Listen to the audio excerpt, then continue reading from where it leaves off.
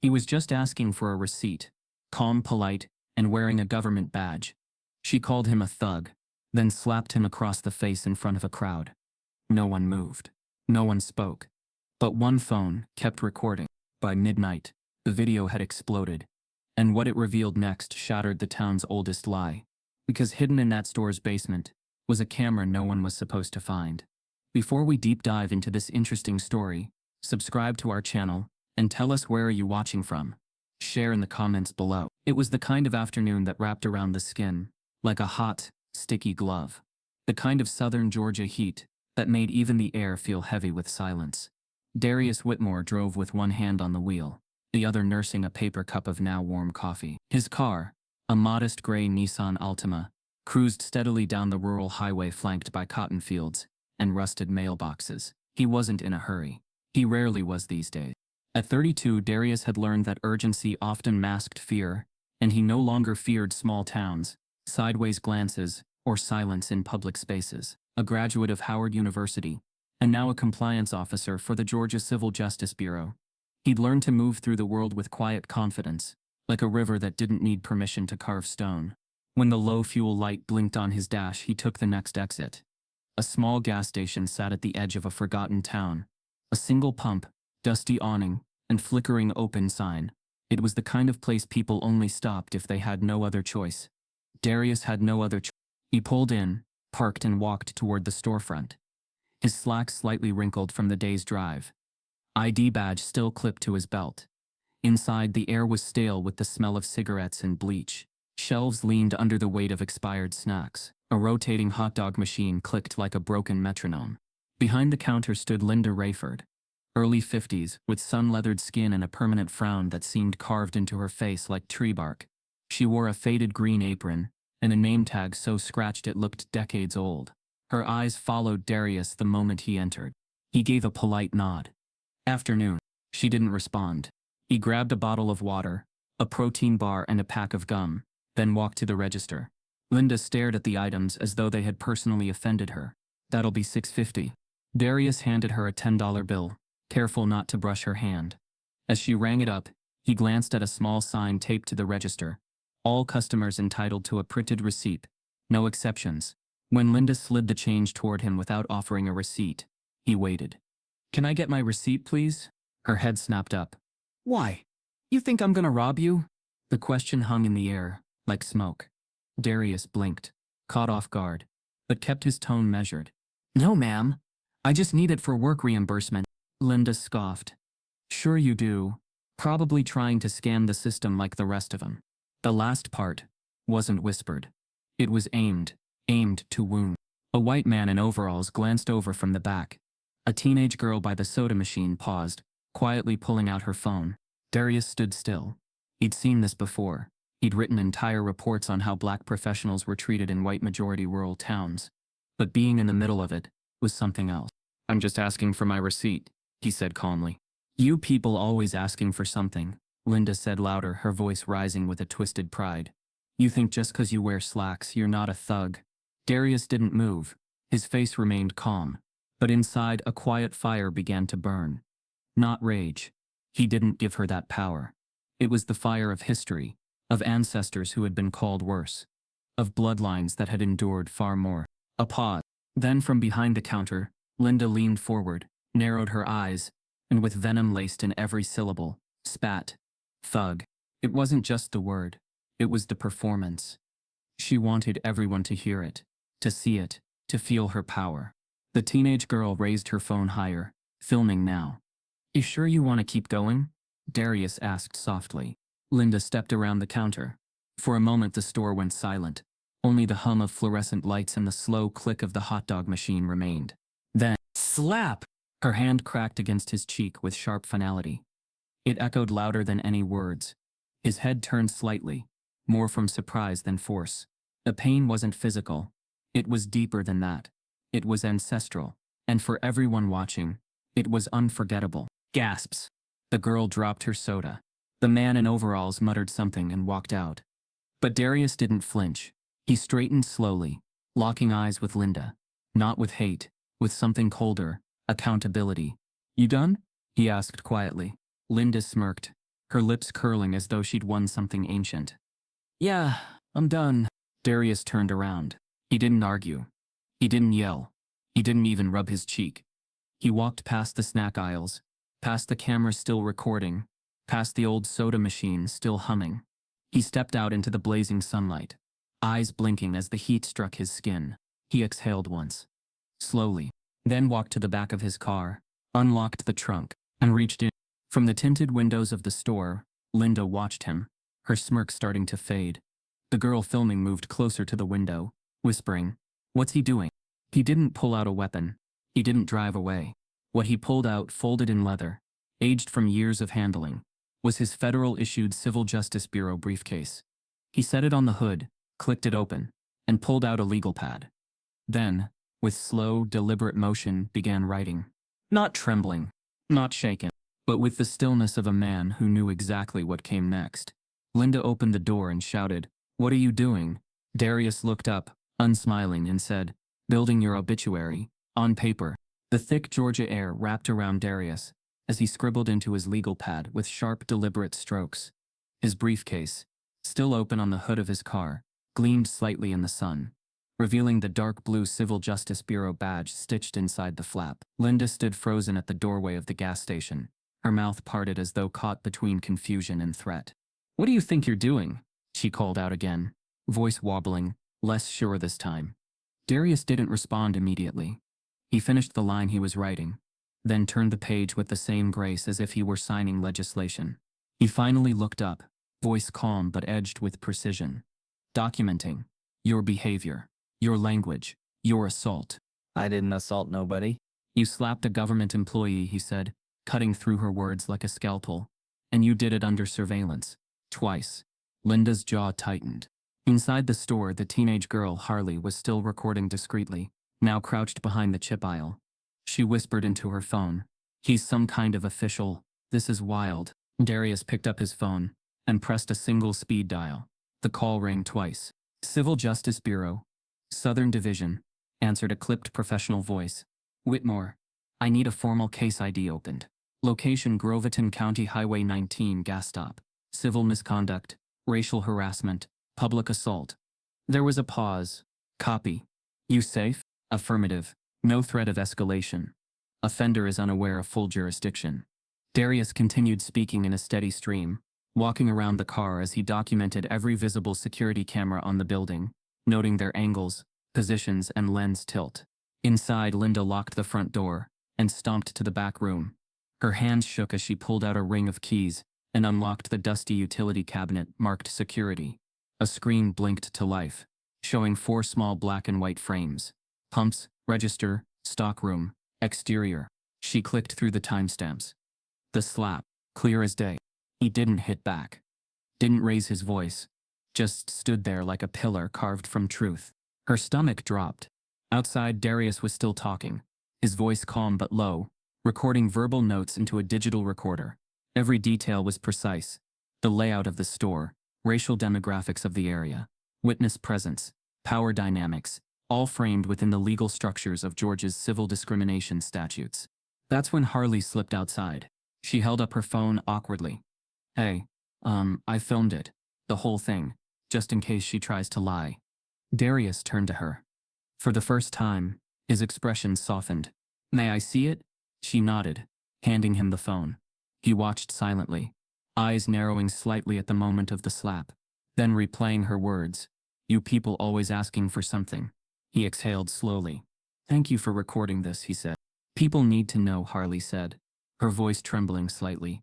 "She's been like this, but I never seen her go that far." "Is she the owner?" "No, just runs it. The owner lives out of state, barely checks in." Darius took Harley's number, saved the footage to his secure cloud server, and created a digital backup on a USB drive. Inside, Linda stared at the surveillance system. She didn't delete the footage, she just pulled the plug. She had learned one thing from her father. If you pretend long enough, sometimes the world believes your version first. Moments later, Darius stepped back into the store. He didn't raise his voice. "I'd like to speak to the manager," he said. Linda smiled thinly. "You're looking at her. Then I'm requesting access to the security footage for legal documentation." She barked a laugh. Oh, you think you can just walk in here and make demands like you own the place? I'm not demanding, I'm informing. Denial of footage after a civil complaint is filed constitutes obstruction. You're required to preserve all surveillance footage for up to 90 days under the Georgia Small Business Compliance Act. Linda's face flushed. I ain't handing you nothing. Darius clicked his pen. Refusal documented at 3:42 p.m. Witness present. He turned and walked out, the sound of the door chime ringing behind him like a final bell in a courtroom. Later that evening, after returning to his modest one-bedroom apartment on the edge of Atlanta, Darius sat quietly at his desk. The footage was open on his monitor. He watched it again, not for drama, not for ego, just to feel it, to see what the world would see. His cheek still tingled, not from the pain, but from the humiliation. His inbox dinged. An anonymous account had messaged him on Instagram. The profile was blank, except for a single letter.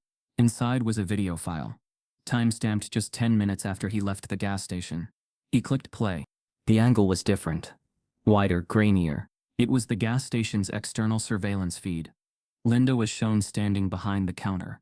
She saw him pull up, recognized him. There was a flicker in her posture. She leaned down, pressed something on the register, and smirked. She planned it. The second clip showed the slap. In full. No obstructions. Clear audio. But the footage wasn't from her pulling the plug. It was from a second server. A backup system. He stared at the file name. Camera exterior 02. Backup. Whoever had access to that knew the system better than she did. Darius leaned back slowly. This wasn't just an outburst. It wasn't heat of the moment. She had waited for this moment. Calculated it. Fed it. His phone buzzed again. Same account. Just a message this time. She's done worse. More footage exists. Trust no one at the station. He stared at the screen, heart racing now, not with anger, but with anticipation. What had started as a slap had just unraveled into something deeper. Systemic. Coordinated. Rehearsed. He minimized the window and opened a civil rights blog run by a few local activists. Southern Proof. It didn't have millions of followers, but it didn't need to. It just needed truth. He uploaded the footage anonymously. Title: he asked for a receipt. She slapped him. He hit submit. By midnight his phone buzzed again, this time from an unknown number. A major civil rights influencer had just shared the video. Caption: slapped for being black. America, we need to talk. The apartment was quiet, save for the low hum of Darius's air conditioning and the occasional creak of settling walls. He hadn't planned to stay up past midnight, but something in his chest wouldn't let him sleep. His eyes flickered across the screen as the upload bar hit. The anonymous submission to Southern Proof was live.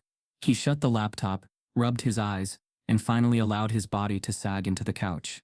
He didn't expect much. Maybe a few shares. Maybe some small community outrage. That would have been enough. Validation, not attention, was what he'd needed. But justice doesn't always come quietly. At 2:07 a.m., somewhere between sleep and restlessness, Darius's phone buzzed once, then again, then 3 more times in rapid succession. He sat up, frowning, the glow of the screen lighting up his face, in the dark. Bro, you're on Truth is Power. Yo, this real? This is why we still march. This, right here. Darius opened Twitter, blinking against the white background. Pinned to the top of Truth is Power's account, a verified activist page with over 3 million followers, was his footage, unedited, raw, unforgiving. He asked for a receipt. She slapped him. This is what racism in America looks like in 2025. Slapped for being black. The video had 92,000 views already. He watched the number jump in real time. Every time he refreshed, it leapt again. 200. By 2:03 a.m., it had passed 1 million. His heart pounded, not from fear, but disbelief. The world hadn't just noticed. It had erupted. Thousands of comments flooded in. This man held more restraint than most would. That's strength. If this were reversed, he'd be in jail already. Let that sink in. Gas station Karen strikes again. This needs to go to court. He scrolled further and froze. A repost from Ava McKnight, the award-winning director and racial justice speaker. When silence is survival, dignity becomes defiance. Darius Whitmore, we see you.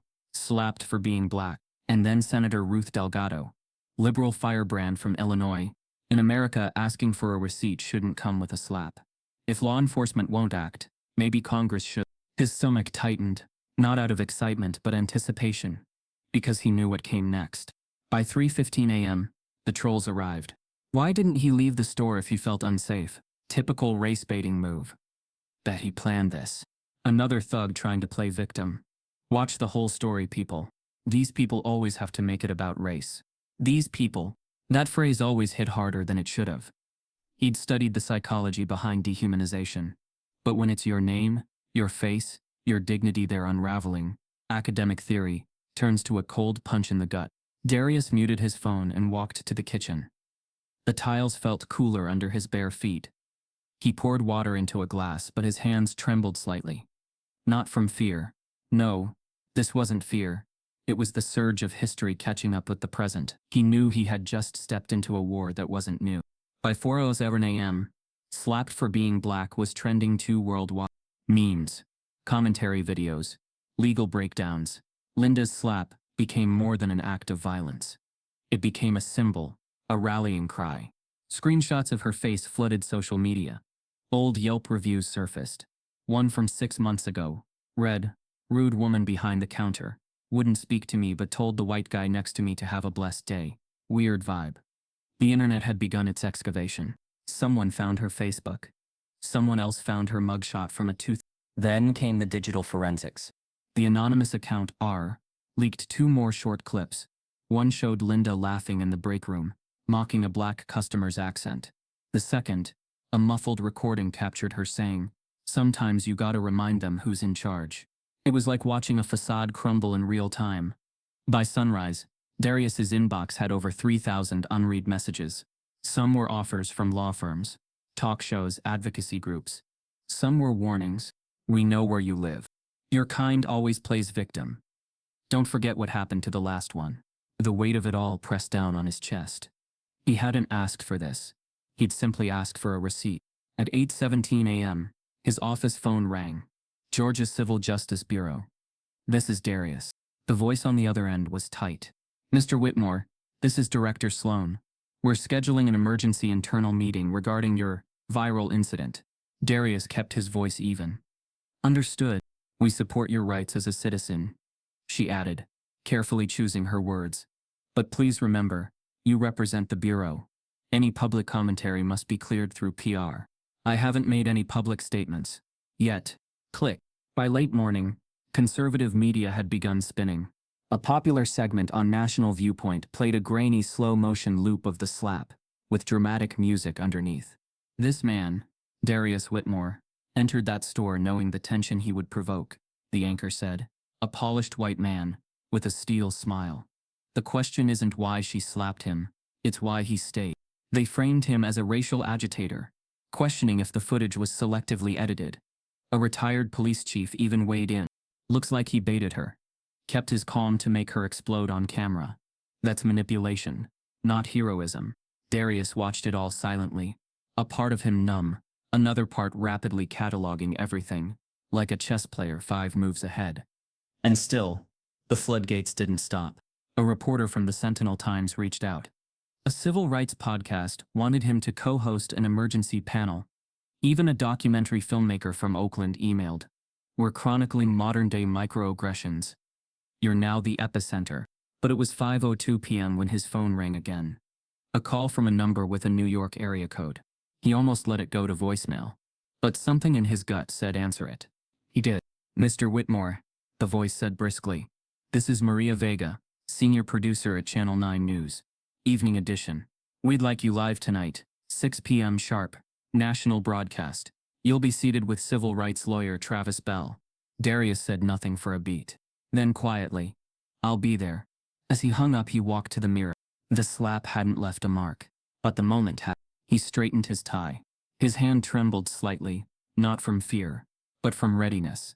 At 5:52 p.m., just before going live, Darius received a text from an unknown number. It read, "Don't mention the other camera. She's not the only one watching you now." The studio lights were sharper than expected, cool but piercing, like interrogation lamps wrapped in civility. Darius sat upright in the sleek leather chair, flanked by the camera rig on one side and the controlled chaos of a news floor just beyond the curtain. Across from him, Vivienne Moore, the seasoned anchor of Channel 9 Evening Edition, thumbed through her cue cards with the ease of someone who'd built a career balancing decorum with fire.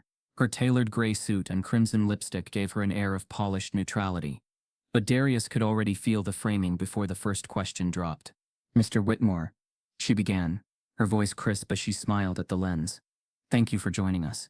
This incident, as the country is calling it, has garnered over 30 million views in just 24 hours. He nodded, voice steady. "Thank you for having me." Vivian's smile tightened. As she pivoted, tone measured but probing. "Let's begin with what happened. In your own words." Darius folded his hands in his lap. "I entered a gas station in Groveton County. I paid for my items. I asked for a receipt. I was called a thug. Then I was slapped." A long pause. No embellishment. No theatrics. Vivian raised a brow. "You say you were calm throughout. But some online critics have suggested your presence might have intimidated the cashier. That perhaps your demeanor was, how should I say, confrontational, even if not aggressive." There it was. The pivot. Subtle. Sharpened like a needle dipped in sugar. Darius didn't flinch. "I was wearing slacks and a bureau ID badge. I spoke at the volume we're speaking now. If that is considered intimidating, then we need to question what threat people are really reacting to. Because it certainly wasn't my behavior." Vivian blinked, then glanced at the camera, buying time. "But why not just leave? Why not walk away if you sensed tension?" "Because silence is what racism counts on," he replied. "If I leave, she gets to rewrite the moment. But if I stand still and speak clearly, the truth has a fighting chance." There was a faint hush beyond the cameras. Even the floor crew paused for a beat. Vivian glanced down again, shifting into her next segment. "You work in civil justice, correct?" "Correct. I'm a compliance officer with the Georgia Civil Justice Bureau. I investigate racial bias and discrimination in small businesses and government offices." "That's ironic," she said, letting the word linger just long enough to feel like a barb.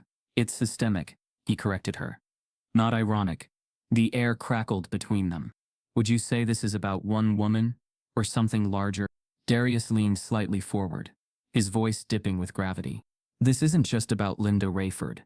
This is about the 100,000 silent moments that led to hers. It's about every head turned away, every manager who shrugs it off, every system that protects people like her because they've worked here forever. This is about the cost of being black in spaces where people assume you don't belong." Vivian nodded slowly, the tension between journalistic objectivity and personal discomfort pulling at the edges of her face. "What would you say to those calling you a race baiter? Or those saying this was orchestrated?" Darius didn't look at the camera. He looked directly at her. "I'd say I don't need to orchestrate anything. Racism performs all on its own. All I did was stay still long enough for people to finally see it." The chat feed on the live stream exploded. "This guy's unreal. Calm. Brilliant. He's too well-spoken to be a victim. This was a trap. Why are we even interviewing him? She was the real victim. This is what grace looks like under fire." Vivian tried to maintain composure, but the edges of her facade were fraying. Darius wasn't giving her what she'd expected. No outrage, no trembling voice, no tears.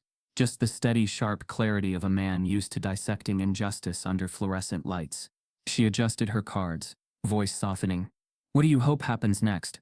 "I hope she's held accountable," Darius said.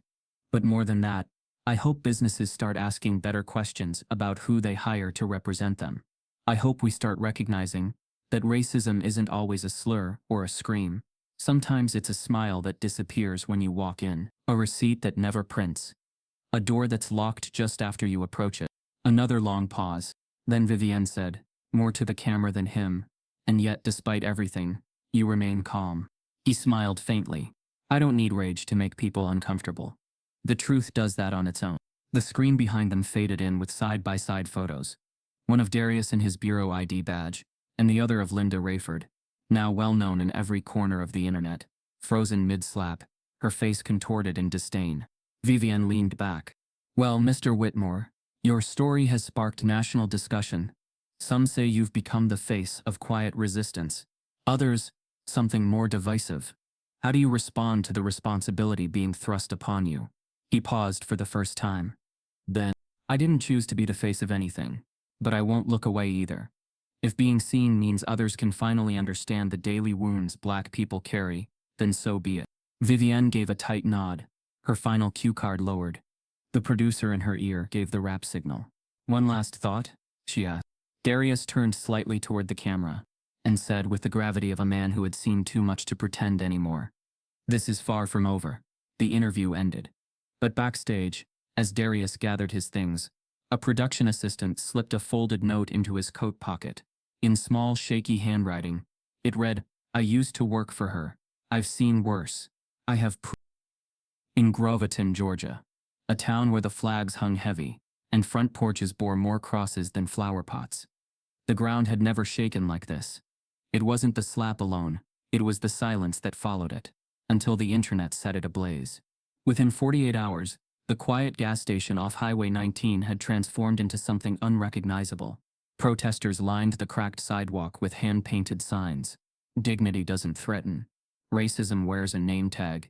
And most piercing of all, she's still working. Police tape cordoned off the entrance by noon. Reporters in khakis and mic packs paced restlessly under the awning, wiping sweat from their brows and yelling into live feeds.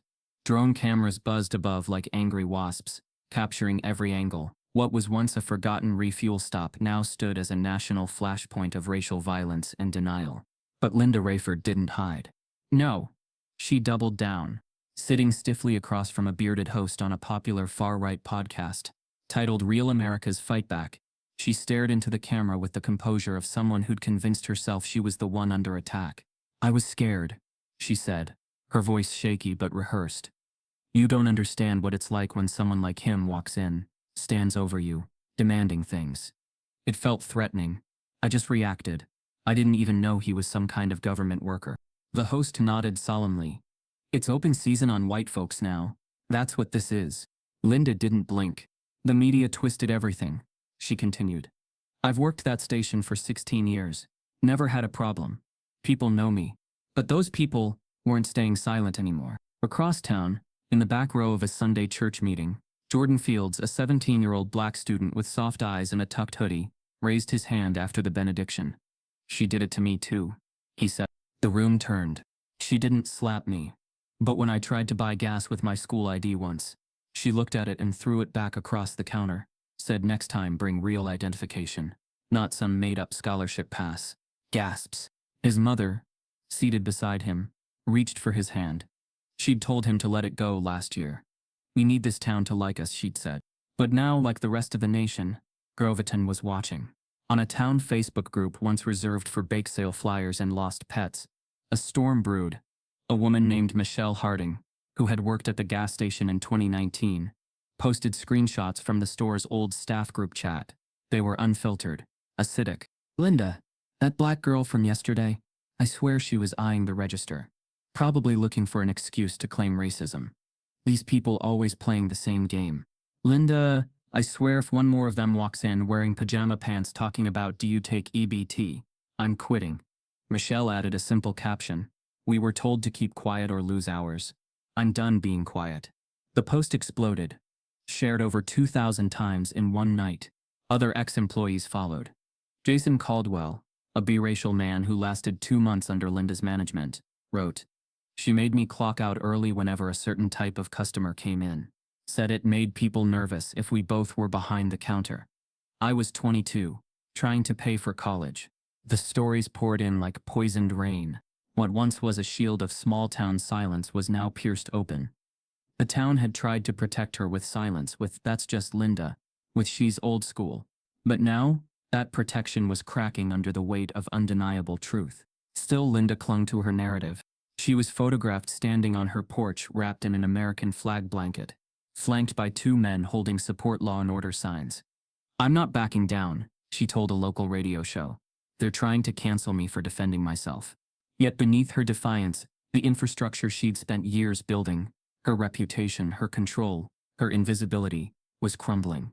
The store's owner, Eldon Myers, based in Texas, issued a generic press release. We take all allegations seriously.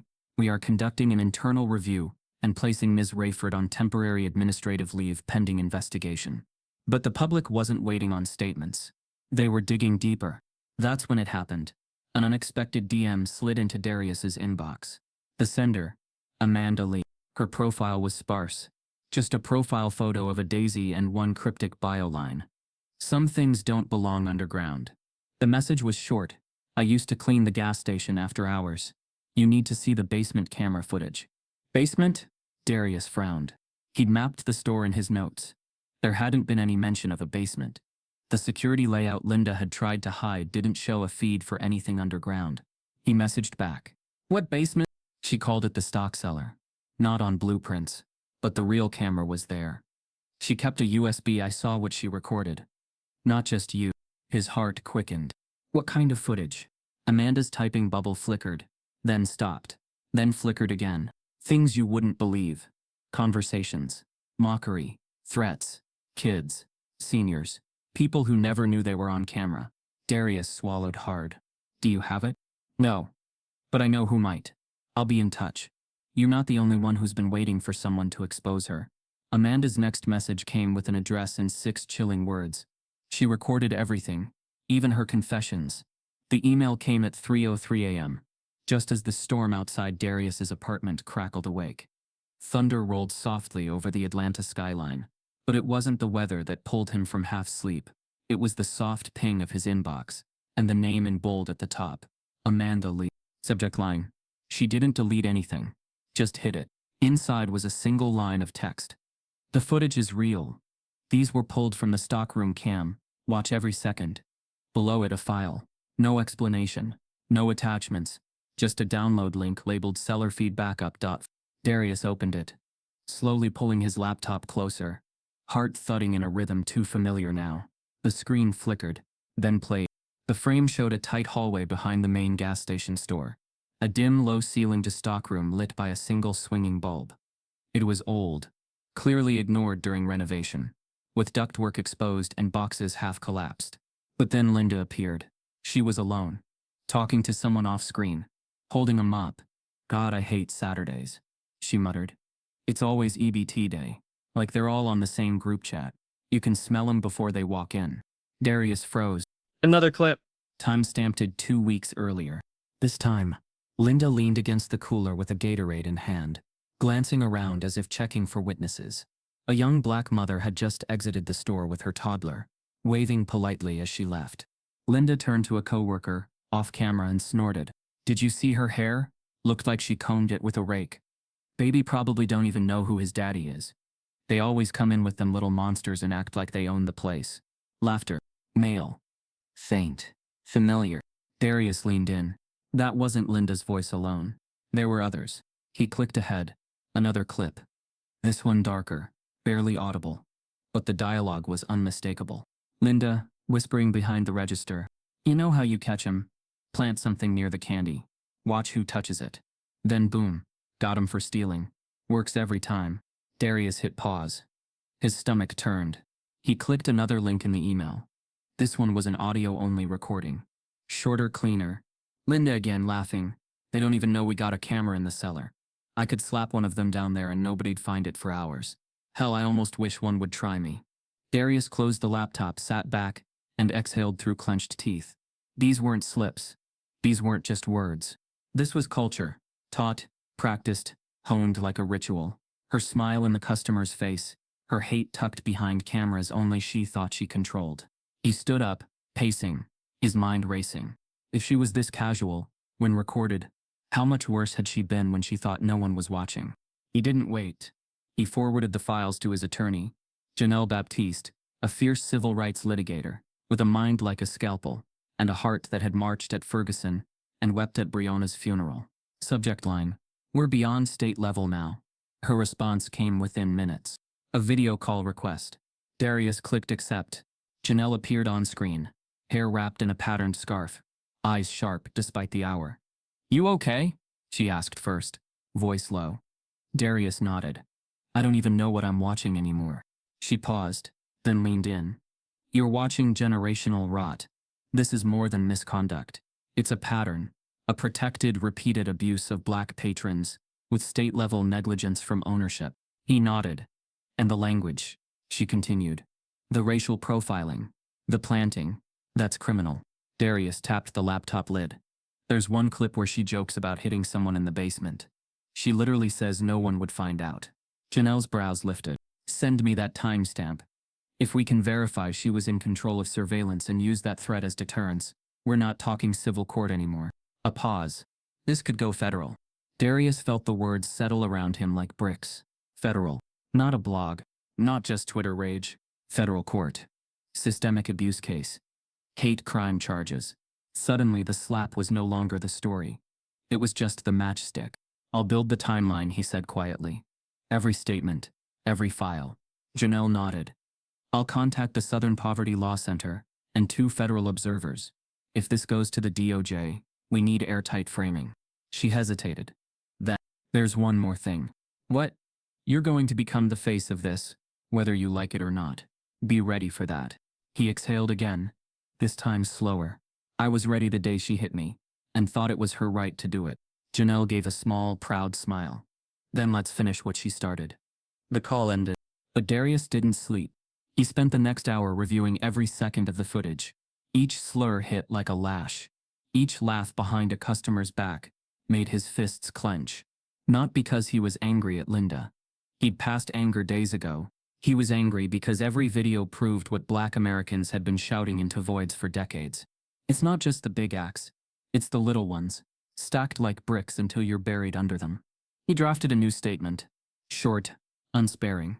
This isn't about one slap. This is about how racism survives in silence. Cameras and cold storage rooms. And we're not staying quiet anymore. He scheduled the post for 8 a.m. right before sunrise. Just before logging off, another anonymous message landed in his inbox. You've seen her words. Ready to hear what she said when she thought she was alone? I have her basement audio logs. She named names. The courthouse in Fulton County had never seen anything like it. On the morning of the preliminary hearing, 2 blocks were cordoned off from media. Protesters and counter-protesters.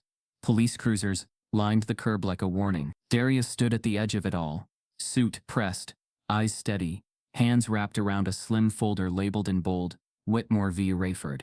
They said it was just a slap, he murmured, adjusting his tie as Janelle Baptiste joined him. But they didn't see the weight behind it. Janelle glanced sideways. They will now. 3 weeks earlier, she had filed the civil complaint with the court, a lawsuit charging Linda Rayford with public assault, racial defamation, intentional infliction of emotional distress, and reckless endangerment, under Georgia's hate incident provision. But that was only the surface. What made headlines, what stirred the legal waters from Georgia to D.C., was the suit's framing.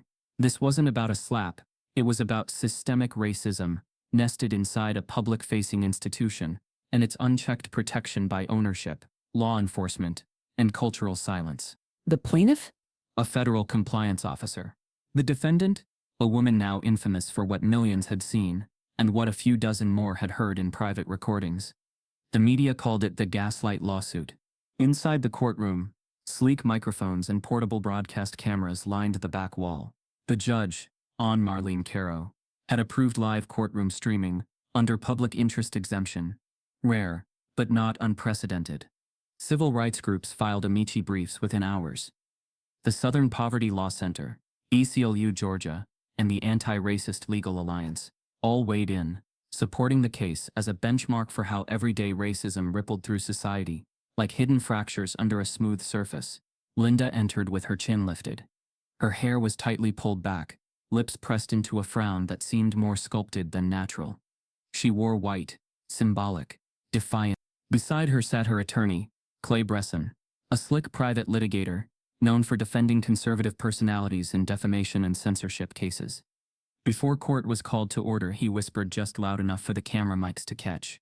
They think they can cancel a woman for defending herself. Let's give them a real show. Linda didn't blink. As Judge Caro called the court to session, Janelle rose first. Her tone was sharp, clipped, surgical. This case is not about a slap. It is about a public assault weaponized by race, enabled by silence, and protected by position. It is about a history of targeted, rehearsed abuse against Black customers, by a woman in power. It is about trauma, compounded, suppressed, and finally brought to the surface by undeniable footage and unsealed truth. She paused. And it is about the cost of being dignified while Black. The courtroom murmured. Bresson stood, clearly prepared for the spotlight. This is a case of a working-class woman who reacted instinctively to what she perceived as a threat. She has no history of violence, no criminal record, and no means to defend herself from the tidal wave of online hate driven by edited video clips and sensational headlines. We reject the claim of racism.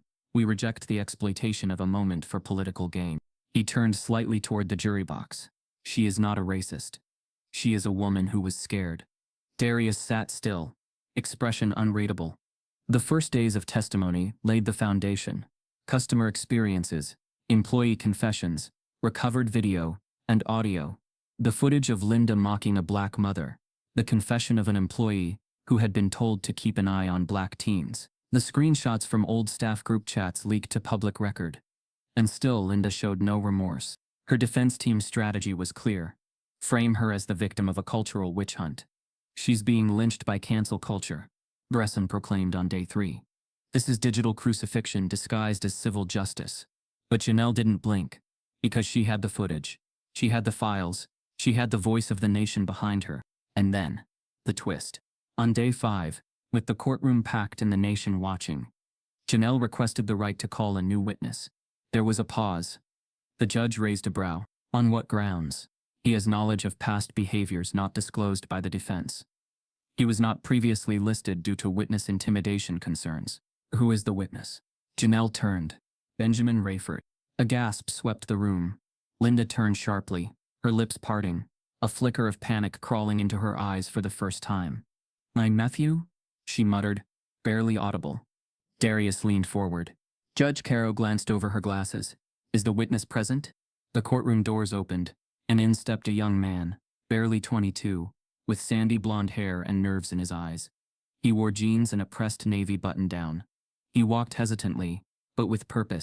He didn't look at Linda. Only at the judge. Yes, ma'am, he said quietly. I'll testify. The courtroom exploded in whispers. The bailiff had to restore order. Linda's lawyer leaned into her. You didn't mention this, he hissed. I didn't think he'd. You didn't think. Period. Benjamin was sworn in. The first few minutes were dry. Basic background. Family ties. He lived with Linda on and off during college breaks. Had worked briefly at the gas station for a summer. Then Janelle stepped forward, her voice low. Benjamin, do you recall any incidents that would be relevant to this case? He hesitated. Then, she used to call them names when the cameras weren't rolling. Monkeys. Ghetto leeches. Once she said she wished they would all just stop breeding. Linda gasped audibly. Benjamin didn't stop. She told me she knew where the cameras were aimed, and when. She made fun of the ones who smiled at her. Said they think I like them just 'cause I say honey. It was all an act. The room was silent now. You could hear the tension clinging to every breath. And did she ever speak about the plaintiff? Benjamin nodded. The day before the slap, she saw a photo of him online. Said he looked too clean to be real. Told me she'd put him in his place, if he ever came through her door. Linda's mouth opened in disbelief, tears beginning to well. But Benjamin's voice didn't shake anymore. She said, if he steps wrong, I'll slap the smile off his educated face. The courtroom erupted, but it was Linda who suddenly stood, face flushed with rage, pointing at Benjamin and yelling, you don't know what you're doing. They'll come for me and for you too. The judge slammed her gavel, but Darius, he just stared, because in that moment he realized Linda wasn't scared of him. She was scared of something, or someone else. The air inside the courtroom thickened as Benjamin Rayford adjusted the microphone before him. The young man sat stiffly, hands clasped, gaze fixed just above the judge's line of sight. Not on his aunt who sat across the aisle frozen like a statue, but somewhere distant as if staring through the past he was about to unravel. His voice cracked slightly at first, revealing the internal storm beneath his calm exterior. I didn't want to be here, but I couldn't keep pretending. The judge, her gavel still recovering from the previous outburst, gave him a nod of permission to continue. Janelle Baptiste stepped forward, one hand behind her back, the other gently holding her legal pad. She wasn't here to pounce. She was here to extract truth, and she knew the truth was already leaking from Benjamin's eyes. You lived with Ms. Rayford intermittently, correct? She asked. Yes. From ages 15 to 17, during summers and winter breaks. My parents split, and she offered a place to stay. Would you describe your relationship as close? A beat. It used to be. Janelle nodded slowly. Benjamin, do you recall hearing Miss Rayford use derogatory language about black people? He hesitated, then leaned into the mic. All the time. Gasps rippled from the gallery. She'd say stuff during dinner, mostly when her friends from church were over. Things like, those people always take and never give, or I don't trust them after dark. He swallowed hard. She'd joke that they were only good for sports and entertainment. Linda's face flushed deeper than red. It was nearly purple. Her lawyer whispered furiously, but she remained still, lips parted slightly, as if some part of her had already detached. And after the incident with Mr. Whitmore, Janelle continued, did you receive any messages from her? Yes, Benjamin said. He pulled his phone from his pocket, placing it face up on the evidence table. Janelle walked over, tapped the screen, and the projection screen in the courtroom lit up. A message thread opened under the contact name, Aunt Linda. The first message sent 45 minutes after the slap video went viral. They've already started. That smug monkey put it online. The room froze. Another text. The next morning. I bet he rehearsed it. All fake. If he was any kind of man, he'd have hit me back. Towered with a badge. And then one more. Dated just days later, as the footage began to circulate on national news. You better pray this doesn't spread. Your blood. You don't betray your own. Benjamin's hands trembled slightly, but his voice remained clear. She wanted me to lie. To say she was threatened. To say she was scared. He paused, then looked directly at his aunt, for the first time. But she wasn't scared. She was excited. I've seen that face before, when she talks about putting someone in their place. She thinks it's power. She thought she could humiliate him and walk away untouched. A juror, a white woman in her 60s, shifted uncomfortably in her seat. Eyes narrowed but troubled. Another, a middle-aged black man, shook his head slowly, folding his arms with quiet rage. Linda's lawyer jumped up. Objection, Your Honor. This is inflammatory, speculative. He's interpreting facial expressions. Janelle stepped in before the judge could respond. We're not asking the court to convict based on expression.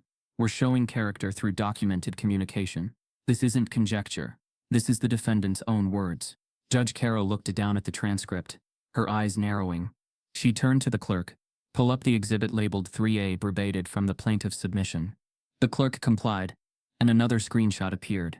A typed email chain from Linda's work address. Subject line, unwanted customers. Shift policy suggestions.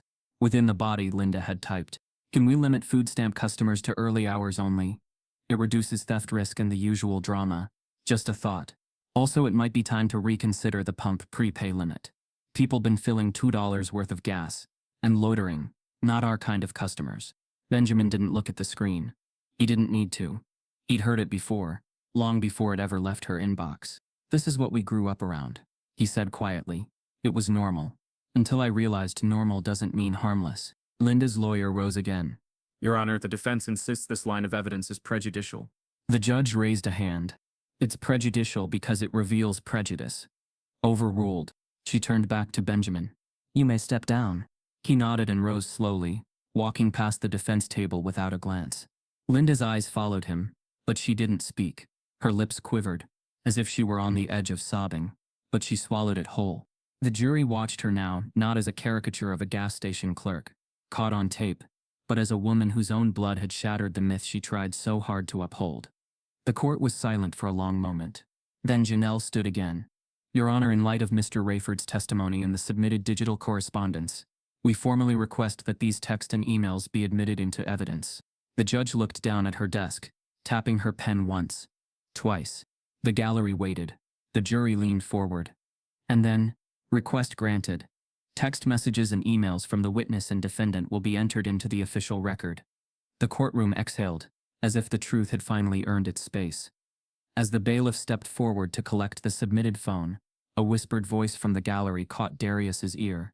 A woman in the second row, softly saying, they didn't even find the journal yet. Darius turned sharply, eyes narrowing, but the woman had already slipped out the door. The first threat was subtle. A note slipped under the front door of Darius's Atlanta home, written in red Sharpie on torn notebook paper.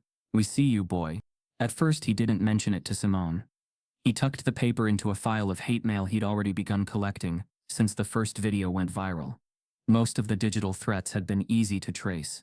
burner accounts, racist dog whistles, buried in memes. But this was handwritten. Close. It smelled like gasoline. 2 days later, the second message came. Spray paint this time across their garage door in thick, dripping letters. Stay in your place. The neighbors stared but said nothing. One couple across the street filmed it. Another quietly texted him. So sorry you're dealing with this. No one offered to help scrub the paint. That night Darius sat on the edge of the bed, scrubbing his palms with a washcloth. Unable to stop, Simone stood in the doorway, her arms folded across her chest, eyes red. You think this is the last one? She asked. He looked up. I don't know. She walked over, kneeling beside him, voice shaking. We moved here because it was safe. Because you said things like this didn't happen in this zip code. I didn't think they would, he whispered. Well, they did. The silence stretched between them. Simone suddenly stood, her voice rising with a rawness she had restrained for days. How many more times do we have to be strong? How many more threats? How many more people have to watch you with a target on your back before it's enough? Her words cracked. And then she did. She sank onto the floor, covering her face, and wept. Darius sat beside her in silence, unable to answer. Because he didn't know. The next morning, the Georgia Civil Justice Bureau moved him to a federal safe house in an undisclosed suburb. The home was sterile and staged. White walls, single photos of fake families, stocked pantry, and a mattress that still smelled of plastic wrapping. It was supposed to feel secure. It felt like exile. Simone joined him 3 days later, after quitting her job as a school counselor. They didn't speak much. She spent most of her time staring out the front window like it might spit out another message. Online, things were worse. A counter-narrative had taken hold. Fringe media outlets were calling Darius a government plant, alleging that the slap was orchestrated for political purposes. One conspiracy blog claimed Linda had been set up to fail to stoke racial division. She's the real victim here, one podcast host said. They destroyed her life for a viral moment. Meanwhile, the streets were growing louder. The peaceful protests in Groveton had become a battleground. On one side, black students, local activists, and clergy marching with signs that read "Justice isn't loud, it's relentless." On the other, self-proclaimed patriots in camouflage and flag masks holding homemade signs, "Defend Linda, stop the lies." It only took one spark. A protester named Marlon James, 27, a volunteer youth pastor from Atlanta, was punched in the face after handing a water bottle to a police officer. The man who hit him claimed Marlon looked suspicious. Video showed otherwise. The police arrested Marlon, not the man who attacked him. Darius watched the footage from the safe house. Fists clenched, jaw tight. Same cycle, Simone muttered. Same broken spine of a system. The following evening, a new kind of silence crept into the safe house. Darius sensed it before he heard anything. No birds. No car doors. No wind. Then came the sound. A soft thud at the doorstep. Simone peeked through the curtain. It's an envelope, she whispered. No return address. He opened the door cautiously. A thick manila envelope sat on the welcome mat. No markings. No stamps. Just his name, Darius Whitmore, written in block letters across the front.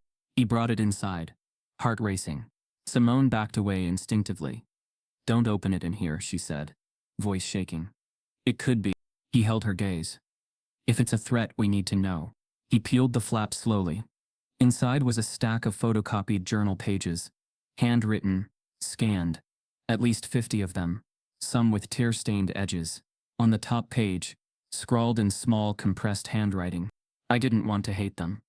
But Daddy did, and he taught me how. Darius stared, stunned. Simone came closer, reading over his shoulder. The entries were dated, spanning nearly a decade. Some were rants, some were confessions, but the name at the bottom of each page was clear. Linda Rayford, her private journal, the first real admission of guilt. One entry read, "When they smile at me, I get angry. It's like they don't know they're supposed to fear us. Daddy said if they don't learn young, you have to teach them when they're grown. So I did. I taught that man a lesson, just like I taught others." Darius felt the blood drain from his face. Simone gasped. She wrote this? The next entry dated 2 weeks before the slap. He's the one from the school board meeting. The one who spoke about curriculum. I remember his face. Thought he could talk to white folks like he belonged. I saw his car outside today. My hands shook, but I knew it was time. Simone covered her mouth, Darius flipped to the last page, one line burned into the bottom in trembling handwriting. They're going to find it all. And when they do, I hope they understand. I wasn't alone. He turned the page. Taped to the back was a Polaroid photo. Blurry but clear enough. Linda, a man beside her, late 50s, tall, wearing a sheriff's badge. Darius blinked. Simone whispered, "Is that?" His voice barely left his throat. "That's Sheriff Calvin Ricks, the current Groveton County Sheriff." The final slip in the envelope was a sticky note, folded tightly, 4 words, scribbled in block letters. He made her do it. The envelope sat on the kitchen table of the safe house like it carried a curse. Darius hadn't slept. Simone hadn't eaten. The journal pages, Linda's handwriting, the blurred photo of her standing beside Sheriff Calvin Ricks. Every piece had turned this from a civil case into something more twisted, more layered. But neither expected the second envelope. It arrived the next morning. Hand-delivered again. No knock. No return address. Just a plain manila package, slid through the mail slot like a message from a ghost. Darius opened it slowly, each tug peeling away a layer of dread. Inside was a folded letter, yellowed slightly around the edges. The writing was elegant, cursive, neat in the way of someone raised to believe penmanship reflected virtue. At the top it read, "To Mr. Darius Whitmore, please read before the world burns her alive." Beneath that, in smaller letters, from Clara Rayford, Linda's sister. Simone looked up from the kitchen sink. "Another letter?" Darius nodded slowly. "From her sister." He unfolded it carefully and began reading aloud. "Dear Mr. Whitmore, you do not know me, and I cannot say I have earned the right to know you. My name is Clara Rayford, and I am Linda's younger sister. I watched your face during the courtroom broadcast. I watched you not flinch when she used that word. I watched you choose truth over vengeance. I am writing because silence has rotted this family for generations. I don't expect forgiveness. I'm not sure I would offer it if I were you. But you deserve to know why she became what she is. Linda wasn't born hateful, but she was raised in it. We both were." Darius paused, his fingers trembling slightly against the edge of the paper. He continued reading as Simone came over and sat beside him, her expression unreadable. "Our father, Walter Rayford, was a sheriff's deputy in Groveton for 32 years. He was loved publicly and feared privately. He used to call our mother a traitor because she once gave food to a black family who broke down on the highway. He said it poisoned the bloodline. At dinner, we were forbidden from watching TV shows with black actors. I remember once, when I hummed a Marvin Gaye song, he slapped me so hard I couldn't chew on my left side for a week." Linda admired him. She mirrored him. She used to follow him to the jailhouse just to see how real men keep order.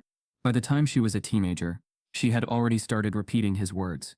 She once chased a biracial girl off our property with a stick, yelling that half-breeds ain't allowed. I reported it to the school counselor. Nothing happened. Simone gasped softly. Darius kept reading, eyes wide but heavy. "Linda never apologized for that, or any of it. She said fear was respect. That if they didn't fear you, they'd replace you.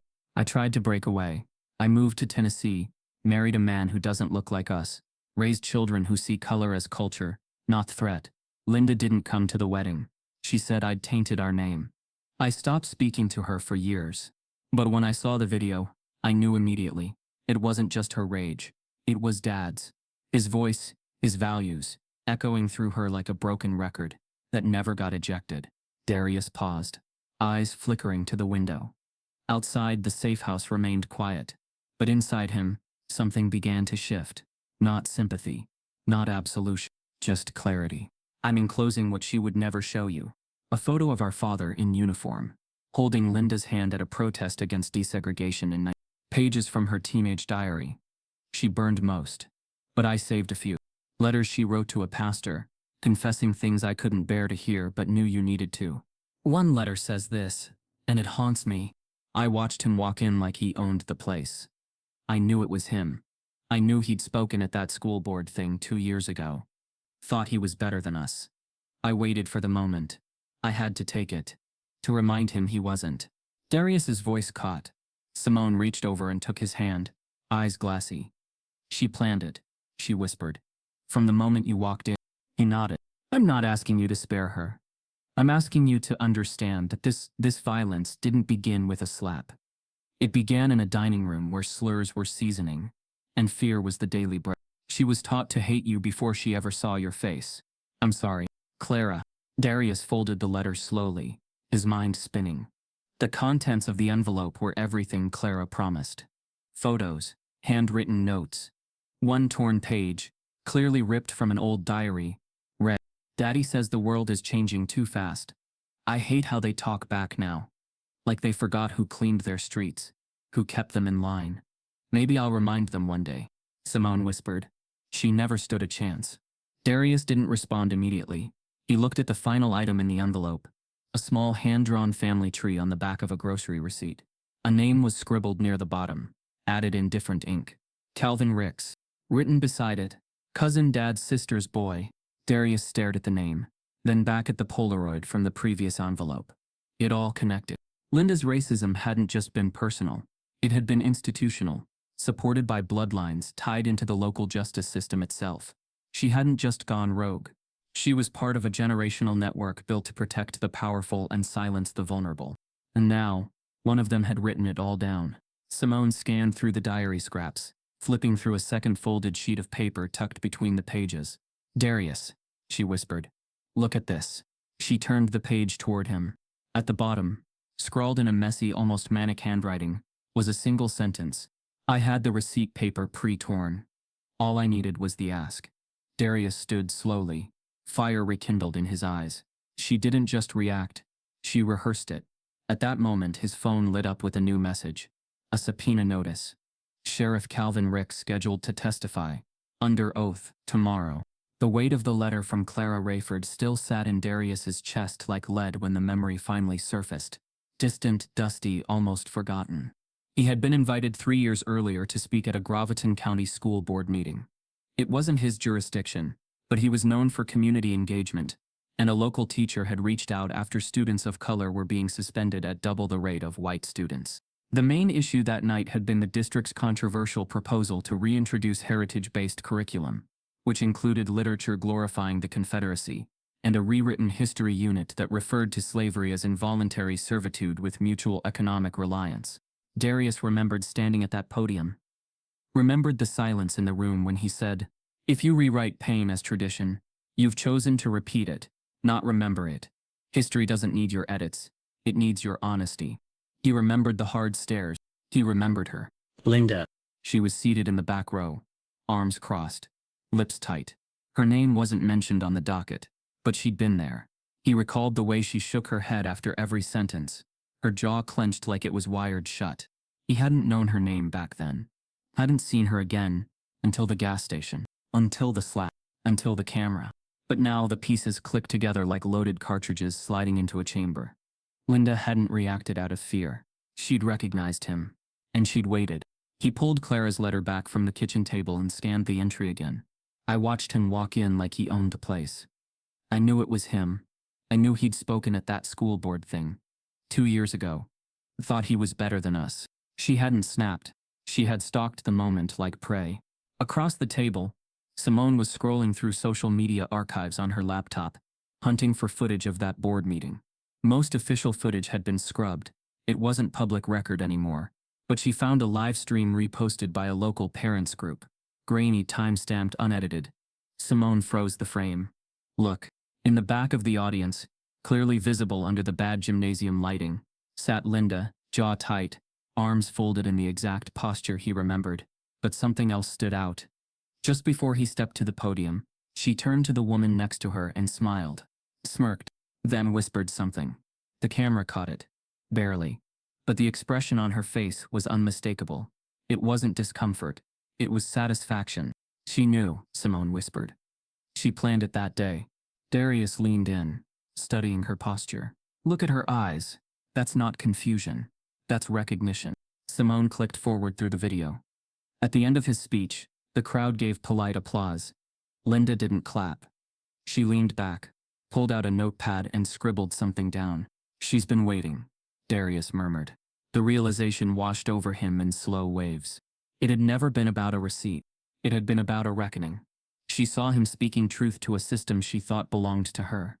She saw a black man, well-dressed, confident, commanding respect in a place she didn't think he belonged.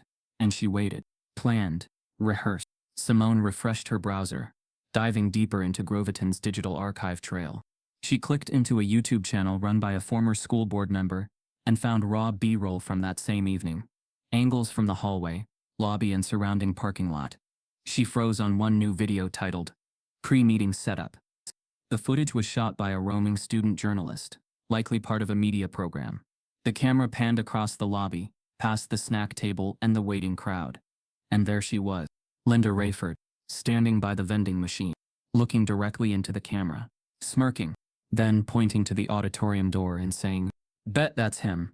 Darius didn't breathe. Simone covered her mouth. She rewound the clip. There it was again. "Bet that's him." The clip ended.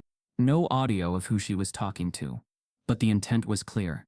She had followed his work, recognized his face, targeted his presence, and orchestrated her revenge the day he stepped into her store. It wasn't just racism. It was retaliation for daring to challenge her version of truth in front of her town, her people, her myth of superiority. Darius sat back, the realization settling like dust in a collapsed cathedral. "She didn't just want to humiliate me," he said quietly. "She wanted to erase me, publicly, on camera, where every other black man watching would think twice before speaking up again." Simone stood and paced the room, rage etched into her every step. "This isn't just a lawsuit anymore," she said. "This is a hate campaign disguised as customer service." She used that uniform, that register, that town, as a stage for her sickness. Darius nodded slowly. "And she's not the only one wearing a badge in this story." He picked up the subpoena again. Sheriff Calvin Ricks. Testimony scheduled. That name. That face. The same man from the Polaroid. Clara's letter said they were cousins. But the more he thought about it, the more he suspected it wasn't just kinship. It was a partnership. And tomorrow, that man would have to speak, under oath, in front of the same court that had watched his cousin's empire of hate collapse, frame by frame. As Darius prepared his notes for court, his phone buzzed with a restricted number. He answered cautiously. A deep voice spoke. "If you mention my name tomorrow, I promise you this case won't finish. You won't make it out of that building." The call ended. No trace. Just a dial tone. And a new kind of silence. The courtroom held its breath as the foreperson stood, a folded sheet of paper trembling in her hand, her voice cracking slightly under the weight of consequence and history. "In the case of Whitmore Rayford," she began, eyes darting briefly toward the defendant's table, where Linda sat rigid and pale. "We, the jury, find the defendant guilty on all counts." The words hung in the air like thunder after a lightning strike. Sharp, sudden, undeniable. There was no gasp from Linda, no dramatic sobbing. She simply blinked, lips parting slightly, as though her body registered what her ego could not. Darius, seated beside Janelle Baptiste, remained still, his jaw set, hands clasped tightly in his lap, not out of nerves, but restraint. He wasn't smiling. This wasn't a victory march. This was a reckoning. The judge, Han Marlene Caro, adjusted her glasses and leaned slightly forward. Her tone was steel wrapped in silk. "What we witnessed here is not merely a case of misconduct. It is not just a slap. It is not just an insult. It is the echo of centuries, the legal system refusing to blink, while a black man was stripped of his dignity in public view, and his abuser nearly walked away justified." Her gaze shifted to Linda, whose eyes now flickered with something between fear and fury. "This courtroom cannot erase history, but it can decide what it will tolerate going forward." The judge tapped her gavel once, then continued, "Ms. Rayford, you are hereby sentenced to 6 months in county jail for assault in a public establishment, accompanied by a mandatory completion of the Georgia Racial Bias Rehabilitation Course, a program built not to absolve, but to educate and unearth." Whispers broke through the gallery, civil rights leaders, journalists, and everyday citizens alike processing a moment that felt historic, if imperfect. Simone, seated behind Darius, exhaled deeply, tears brimming but unspilled. Outside the courthouse, a growing crowd erupted as the verdict was broadcast on digital tickers. Protesters who had carried signs for weeks now wept, embraced and raised fists, not in celebration, but in validation. Yet not all were satisfied. 6 months? Someone muttered. If it were reversed, he'd be facing 10 years, and they weren't wrong. Across media panels that evening, The verdict was hailed as symbolic but insufficient, critics noting that while it marked a significant legal precedent for public racism accountability, the deeper rot had not yet been carved out. But inside that courtroom, as the cameras shuttered and the bailiff moved to escort Linda from her seat, something subtle but seismic occurred. Darius stood. He turned not to Linda, not to the jury but to the judge. "Your Honor," he said, voice steady, low, but pulsing with a deeper intention. "I thank this court for acknowledging the truth, but I want it entered into the record that this is not the end of my pursuit." The judge tilted her head slightly. "Mr. Whitman," he nodded once, lips pressing into a line of purpose. "This began with one slap, but what we uncovered was a system built to protect her long before that moment. I intend to pursue that system next, publicly, legally, complete." Linda, still seated and cuffed now, scoffed, a bitter guttural sound that barely masked her panic. She turned her head slightly toward Darius, her voice breaking through clenched teeth. "You think this makes you a hero? You're just feeding them." Darius didn't flinch. "No," he replied, turning away. "I'm unmasking them." Civil rights attorney Janelle placed a hand lightly on his shoulder. Outside, as Darius exited the courthouse to a swarm of flashing cameras and protest banners waving like battle flags, a reporter shoved a microphone toward him. "Miss Whitmore, what's your next move?" He paused, eyes scanning the crowd, the sea of faces waiting for direction, vindication, transformation. "Now," he said loud enough for the crowd to hush, "I'm going bigger." He didn't elaborate. He didn't need to, because beneath that statement lived the next phase of his mission. An investigation not just into a single racist act, but into the town that allowed it, the lawman who hid it, the silence that fed it, and the families broken by it. In the distance a siren wailed, not in alarm but in echo, because somewhere in Groveton, someone knew the next name Darius would say out loud, and this time they wouldn't be able to hide behind a badge. Darius says, "Now I'm going big." He stood before them not as a victim, but as a force.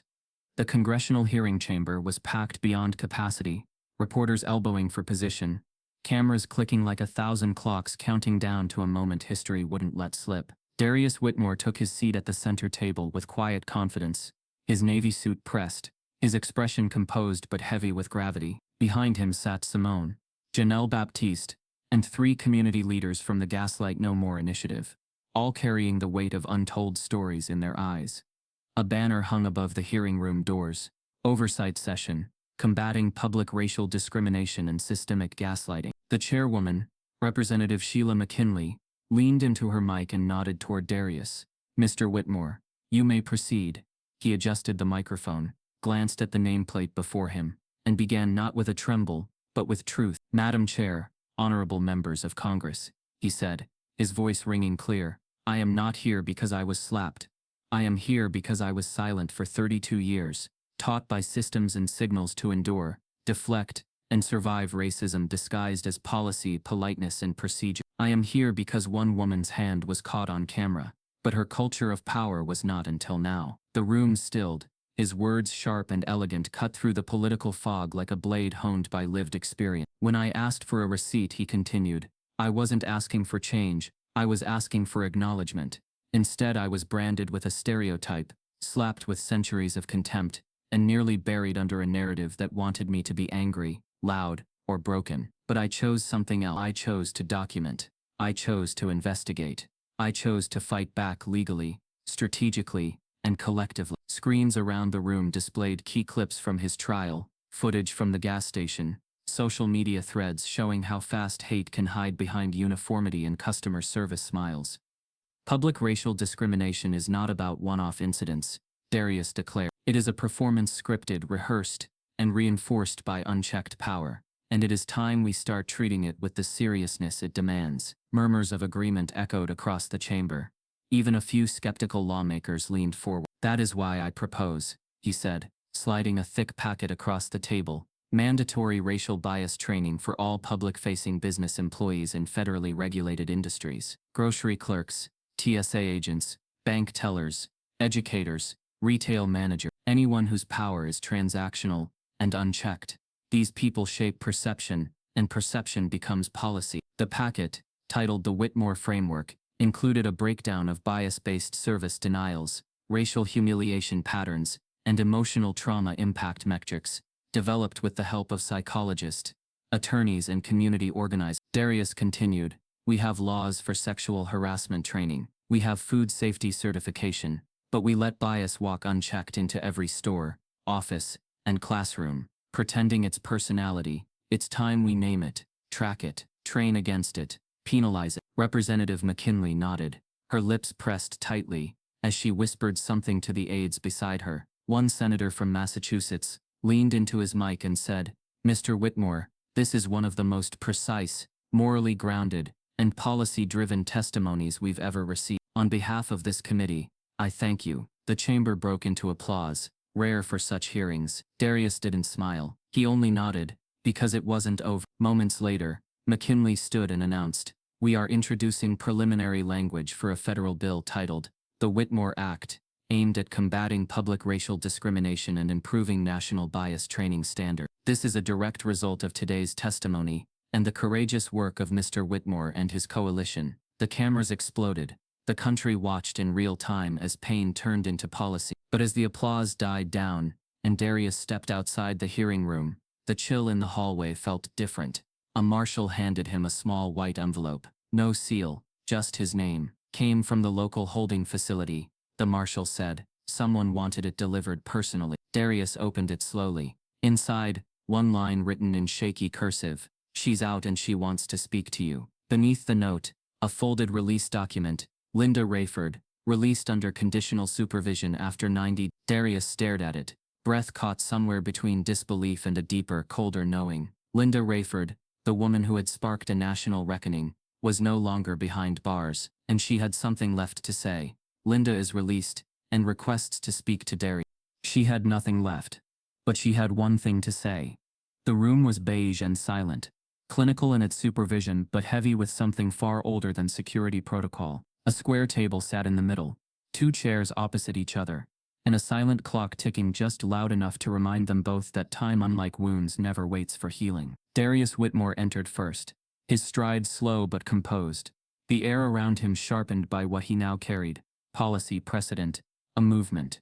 The door behind him clicked, and in stepped Linda Rayford, not in handcuffs, not in uniform, but smaller somehow. Her skin, once flushed with anger, was now pale and loose at the edges. Her hair, grayer and brittle, hung uneven across her brow. The fire that once blazed in her stare had dulled into embers. They sat without words at first. 2 lives forever linked by a moment that neither could erase, but only one had weaponized. The supervising officer nodded once and left them alone, a silent camera blinking red from the corner. Linda leaned forward, hands folded like a penitent schoolgirl, but her voice didn't tremble. "I didn't ask to see you for forgiveness," she began. "I know I don't deserve that." Darius said nothing. His silence, like his presence, was deliberate. "I asked to see you," she continued, "because I've carried this weight long before you ever walked into my store. I wanted to hate you the second I saw you, but I didn't know why." She looked down, her fingers tightening. "I realized it wasn't about you at all. You were just where all my hate landed." She paused, then added, "My father told me if they don't learn to fear, they'll learn to take. He taught me that before I could spell my own name." Darius's expression didn't shift. He wasn't there for her tears. He was there for the truth, the one she had always buried behind rules, receipts and rage. "I didn't slap you because I was scared," she whispered. "I slapped you because I needed the world to see you as I'd been taught to. And when you didn't retaliate, when you just stood there, I realized I was the one exposed, not you." The words settled between them like dust. Darius leaned forward slowly, eyes locked with hers. "Do you regret it?" She hesitated. "I regret the lie more than the slap. I regret how easy it was for me to believe I could rewrite your story with one word." Thud. A beat of silence. Then she looked up, eyes glassy but unflinching. "You stood still, you held your dignity. You made me look in a mirror I'd avoided my entire life." For the first time, Darius spoke. His voice was quiet, but unshakable. "You ask to speak, so speak it. What do you want?" Linda swallowed hard. "Not sympathy, not even understanding. I just wanted to be less of a coward, even for one conversation." Darius nodded slowly. "You've said your truth," he replied. "Now hear mine." He leaned in, his voice never rising. "I don't forgive you, not because I'm bitter, but because I don't owe you the gift of closure for what you stole. You didn't just slap me. You slapped a community that's been forced to smile through humiliation, nod through aggression, and survive in spaces that pretend to be public but were never built for us. You made me your release valve for every lie you were raised with. She didn't interrupt, she only listened, and Darius continued, but I release you, not because you deserve peace, but because I do, and so does every person who stood behind me, unseen, until this became too loud to ignore. Linda's eyes welled. She didn't sob, she nodded. It was the only thing she had left. Darius stood slowly, nodding to the officer at the door, who re-entered as if summoned by justice itself. As he turned to leave, Linda whispered one final thing, barely audible. I hope your name lasts longer than my hate ever did. He paused, then walked out without another word. Outside, the sun was sharp on his face, the sky wide and impossibly blue, the kind of sky that looked nothing like the one over Groveton. His phone vibrated in his coat pocket. 1,000 new notifications, stories, emails, testimonies.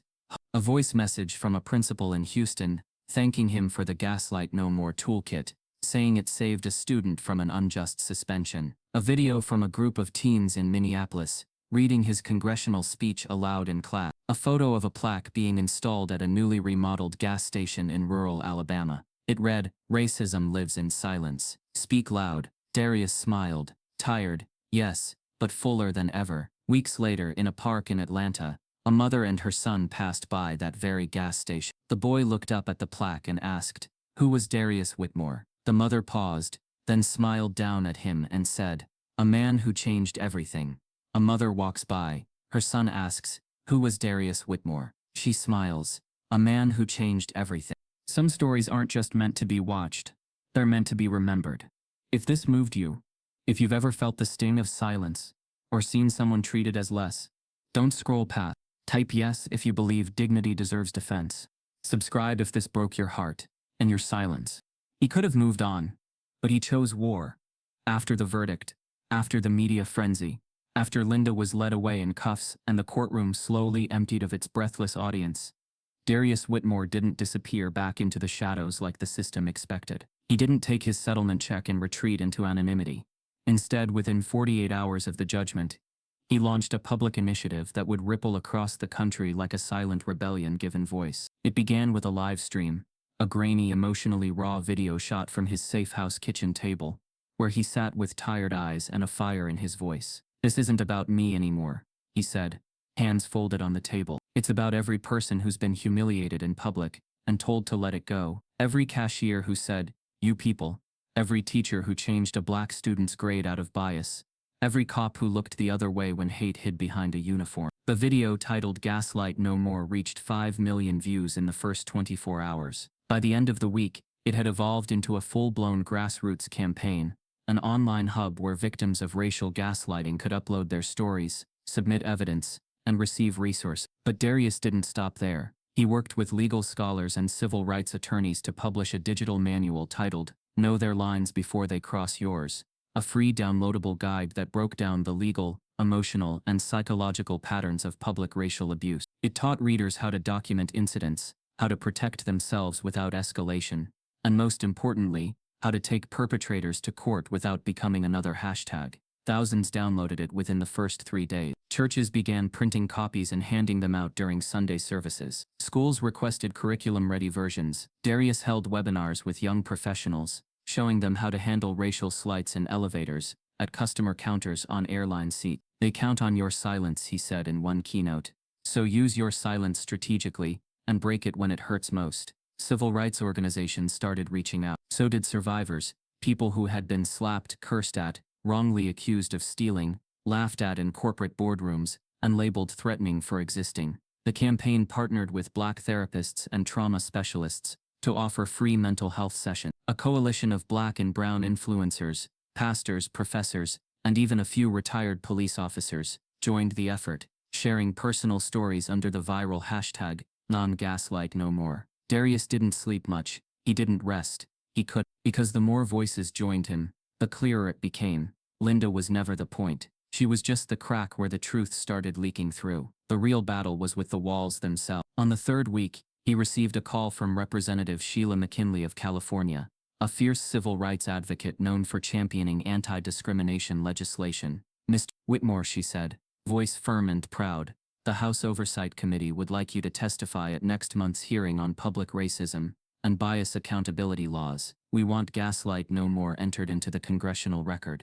Darius sat in stunned silence, phone pressed to his ear. Are you asking me to testify before Congress? No, McKinley said. I'm asking you to help change it. Darius set the phone down and stared at the blank wall in front of him. He wasn't a politician. He hadn't planned for this, but he also hadn't planned to be slapped, humiliated, dissected on national television, and still carry the weight of grace through it all. He stood slowly, walked to the window, and looked out, not into the street, but into the future he could feel cracking open like a rib cage, ready to breathe something new. He turned to Simone, who was sitting on the couch beside a laptop filled with emails from journalists, teachers, and even a mother in Detroit, whose son had been falsely accused of shoplifting at a Walgreens. They want me to go to D.C., he said. Simone didn't hesitate. Then you pack your truth and your courage and you go. The next morning, a press release from Congress hit every major news outlet.